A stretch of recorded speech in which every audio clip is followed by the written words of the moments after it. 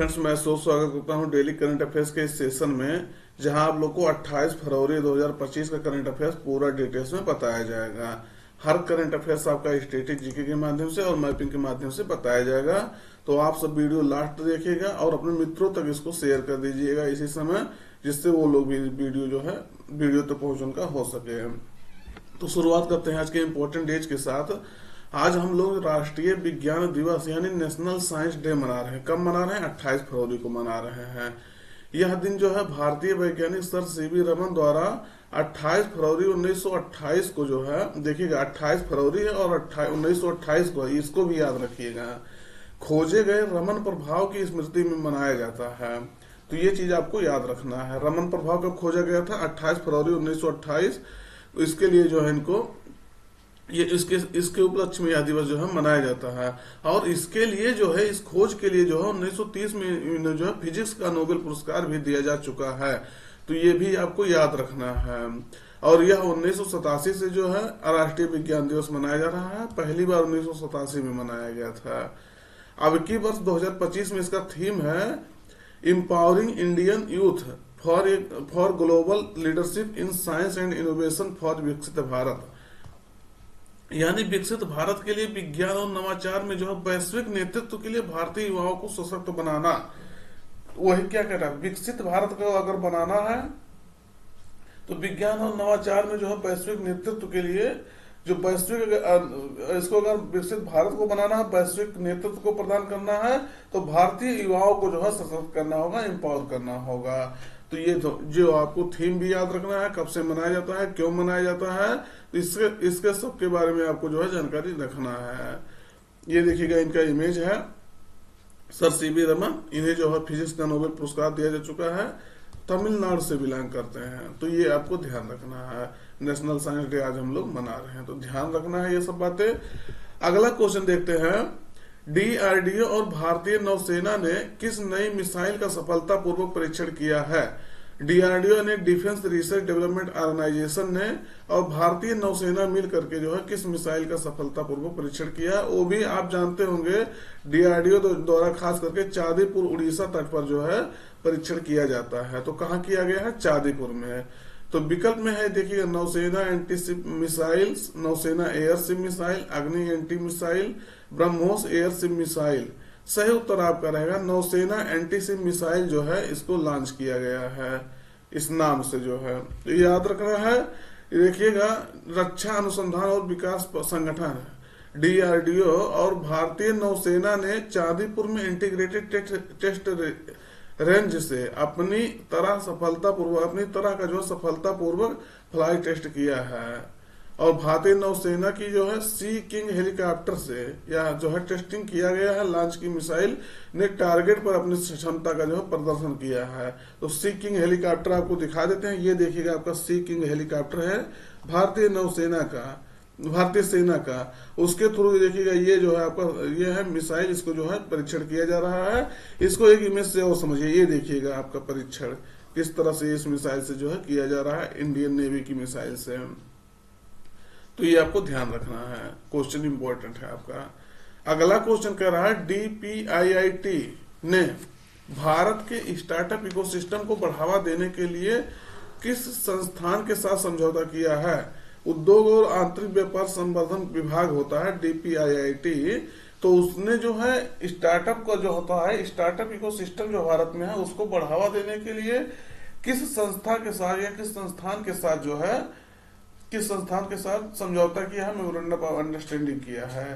तो सही विकल्प में आपका पहले फोन पे, पेटीएम, सेबी, नीति आयोग। तो सही उत्तर आपका रहेगा पेटीएम के साथ यह समझौता किया गया है। तो कौन किया है? डीपीआईआईटी। तो इसके बारे में थोड़ा सा देख लीजिए। उद्योग और आंतरिक व्यापार संवर्धन विभाग यानी डीपीआईआईटी और पेटीएम के बीच सहयोग एक महत्वपूर्ण पहल है। और उद्देश्य इस पहल का है, इस समझौते का है, भारत के स्टार्टअप इकोसिस्टम को बढ़ावा देना, खास करके फिनटेक, जो फाइनेंशियल टेक्नोलॉजी होता है, फिनटेक और विनिर्माण क्षेत्रों में। तो फिनटेक के क्षेत्र में कार्य करना बहुत महत्वपूर्ण होता है। तो उसके लिए जो है उसको बढ़ावा देने के लिए यह जो है शुरू किया गया है, इस उद्देश्य से शुरू किया गया है। और जो मैन्युफैक्चरिंग सेक्टर होता है उसमें जो है इकोसिस्टम को, स्टार्टअप इकोसिस्टम को बढ़ावा मिले, इसलिए शुरू किया गया है, यह समझौता हुआ है। स्टार्टअप को जो है पेटीएम के व्यापक मर्चेंट नेटवर्क तक जो है पहुंच प्राप्त होगी, जिससे उन्हें जो अपने उत्पादों की टेस्टिंग और वेरिफिकेशन से जो है जुड़ी सुविधा मिलेगी। तो ये स्टार्टअप जितना जो है पेटीएम के व्यापक मर्चेंट नेटवर्क तो जो है पहुंच प्राप्त करेंगे। तो पेटीएम के बारे में आप सब जानते ही होंगे। अगर दोस्त जानकारी अच्छी लग रही हो तो चैनल को सब्सक्राइब करिएगा और अपने मित्रों तक शेयर जरूर करते रहिएगा और वीडियो लाइक कर दीजिएगा। और देखिएगा आप सबका ये जिम्मेदारी बनता है कि कुछ मित्रों को अपने जरूर जोड़िए इससे। अगला है, देखिएगा, चर्चा में रहा टेम्स नदी किस देश में जो है बहती है, जो अभी चर्चा में रहा है। टेम्स नदी के बारे में आपको जो है सुने होंगे, तो ये किस देश में बहती है जो अभी चर्चा में है। विकल्प में फ्रांस, इंग्लैंड, जर्मनी, यूएसए। तो कहाँ ये बहती है, आप सब जानते होंगे, इंग्लैंड में जो है टेम्स नदी बहती है, जिसको लंदन कहते हैं। लंदन जो है इसी नदी के तट से जो इसी नदी के से होकर के जो है लंदन इसी नदी के तट पर स्थित है। तो लंदन से टेम्स नदी होकर के गुजरती है। तो कहाँ है, इंग्लैंड में है ये टेम्स नदी। देखिएगा, एक अध्ययन से पता चला है कि फास्फोरस के स्तर में जो है 40 साल की गिरावट के बावजूद जलवायु परिवर्तन के कारण जो है टेम्स नदी में शैवालों की संख्या जो है बढ़ रही है। टेम्स नदी के बारे में अगर देखेंगे तो इसीलिए जो चर्चा में था, ये विषय में था कि अगर फास्फोरस का स्तर 40 सालों में, पिछले 40 सालों में फास्फोरस का स्तर अगर गिरा है उसमें, और उसके जलवायु परिवर्तन के, उसके फास्फोरस के स्तर के गिरने के बावजूद भी देखेंगे तो जलवायु परिवर्तन के कारण अगर टेम्स नदी में शैवालों की संख्या बढ़ रही है। जैसे फास्फोरस की अगर स्तर भी गिर रहा है, उसके बाद क्यों जो है ये शैवाल जो होते हैं, एल्गी, ये क्यों बढ़ रहे हैं, तो ऐसा पता चला कि जलवायु परिवर्तन के कारण जो है ये हो रहा है। टेम्स नदी के बारे में देखेंगे तो लंबाई इसकी लगभग 446 किलोमीटर लंबी है नदी है।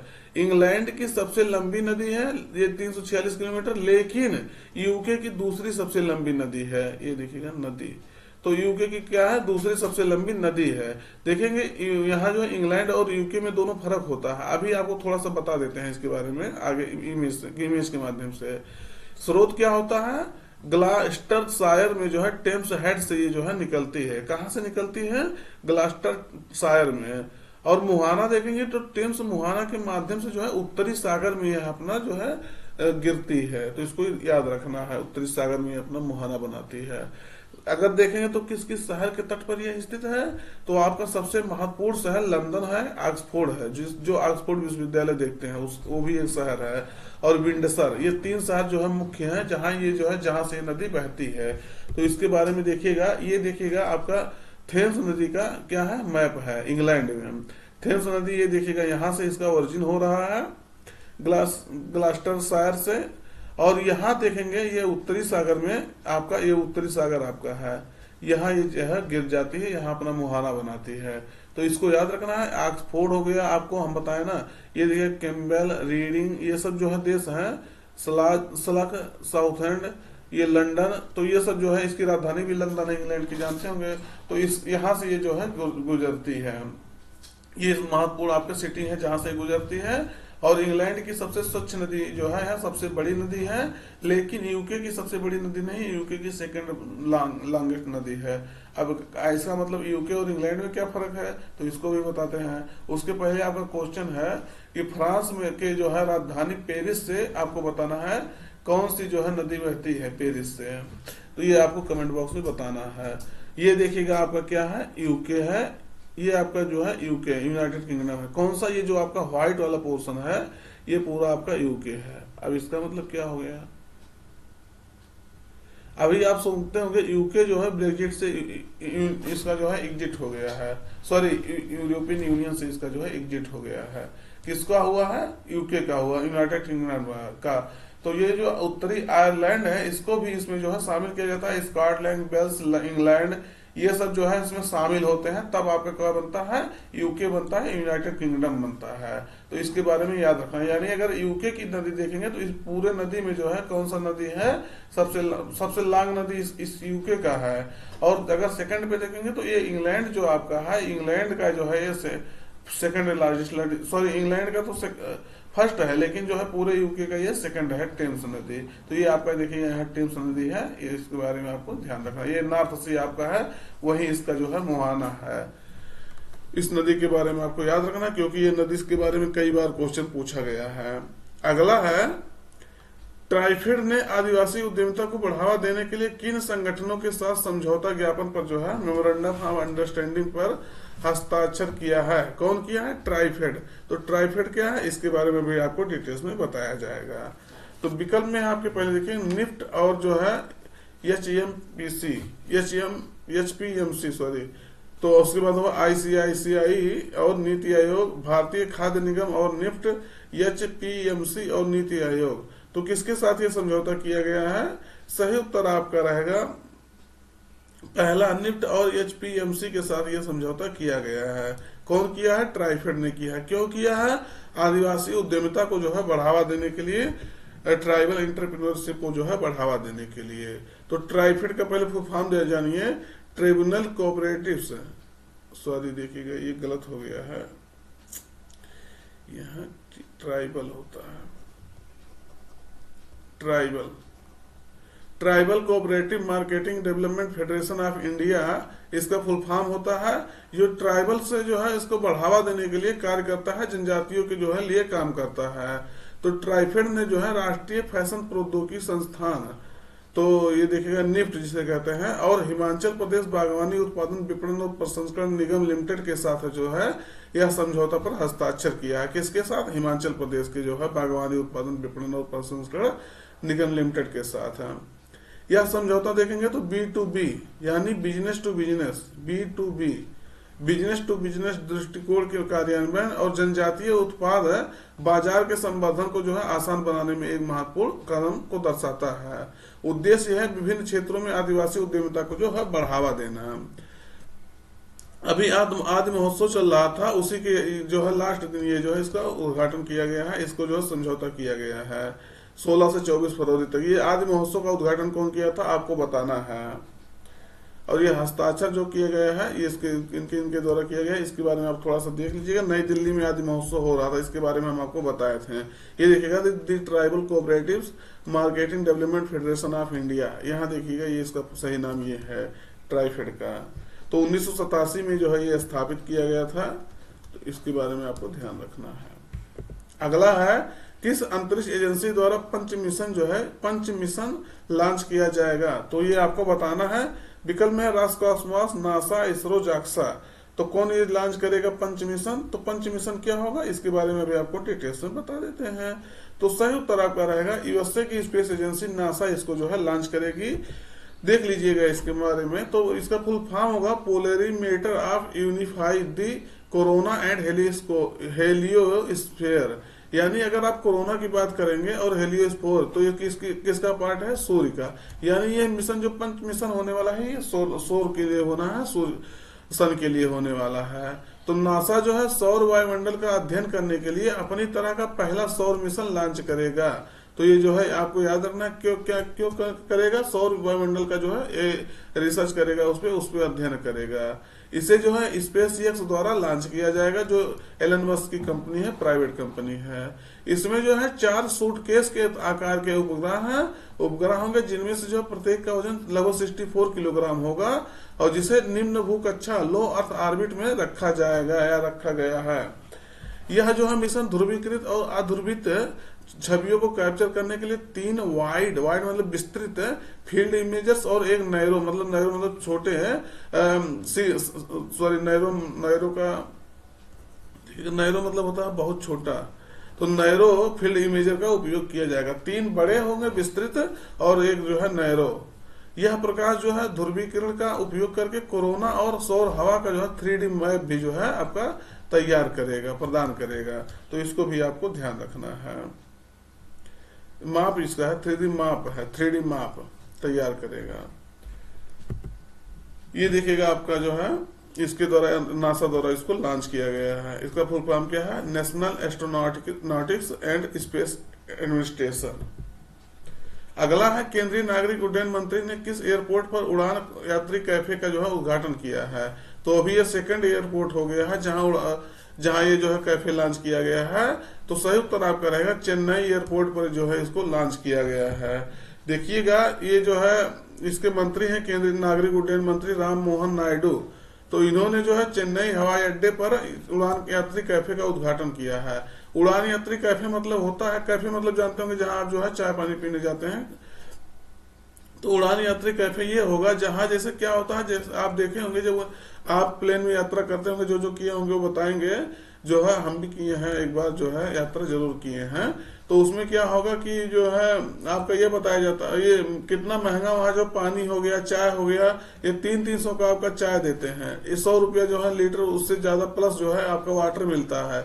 बिस्किट आपका जो अगर 10 रुपये वाला वहाँ बिस्किट लेंगे तो आपका जो है 50 के आसपास का मिलेगा। तो ये सब होता है वहाँ एयरपोर्ट पर, इतना महंगा सामान होते हैं। उसके लिए जो है यात्री का उड़ान यात्री कैफे का उद्घाटन किया जा रहा है। तो अभी जो है 19 दिसंबर 2024 को नेताजी सुभाष चंद्र बोस अंतर्राष्ट्रीय हवाई अड्डे पर जो है इस कैफे का, इस पहले जो है उड़ान यात्री कैफे का उद्घाटन किया गया था। तो अभी जल्दी की ही बात है, 2024 में जो है लॉन्च किया गया था दिसंबर के महीने में। तो ये देखिएगा किस तरह से जो है पानी की बोतल 10 रुपए में आपका मिलेगा, चाय 10 रुपए में, कॉफी 20 रुपए में, समोसा 20 रुपए में, जो उस दिन उपलब्ध मिठाई जो है 20 रुपए में। तो इस तरह से कुछ यह निर्धारित कर दिया गया है, इससे महंगा जो है नहीं मिलेगा। और ऐसा होना भी चाहिए, इतना महंगा जो है किसी के जो है, जैसे मान लीजिए कि इतना शोषण भी नहीं करना, इसको शोषण ही हम कहेंगे। 100 रुपया का अगर आप चाय दे रहे, सॉरी पानी दे रहे हैं, तो शोषण ही हुआ। 300 रुपये का आप चाय दे रहे हैं, बताइए कौन सा चाय पिलाते हैं कि 300 रुपया जो है एयरपोर्ट पर चाय देते हैं। और ऐसा भी नहीं कि बहुत ज्यादा उसमें कुछ अलग एक्स्ट्रा हो जाता है, हल्का फुल्का जो है नाम मात्र का परिवर्तन रहता है। अगला है सरस आजीविका मेला 2025 का आयोजन है किस शहर में किया जा रहा है। तो बताना है आपको किस शहर में किया जा रहा है।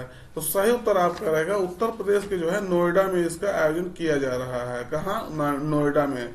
सरस आजीविका मेला के बारे में देख लीजिएगा, 21 से लेकर के जो है 10 मार्च तक इसका आयोजन नोएडा हाट में किया जा रहा है।